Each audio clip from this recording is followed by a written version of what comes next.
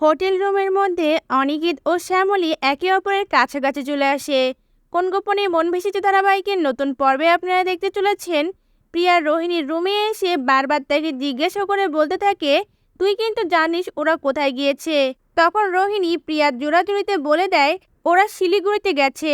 সেই সময় তৃষা রোহিণীর দরজার সামনে এসে রোহিণী ও প্রিয়ার কথাটা শুনে চমকে ওঠে আর তাদের দিকে তাকিয়ে থাকে।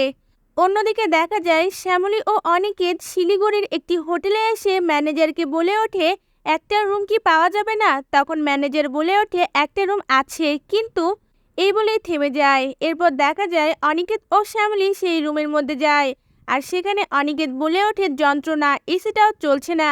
এরপর অনিকেত ও শ্যামলী দুজনে রুমের মধ্যে জানালাটা খুলে দেয় আর বৃষ্টির সাপোর্ট এসে শ্যামলীর মুখে পড়লে শ্যামলী সেটা উপভোগ করতে থাকে।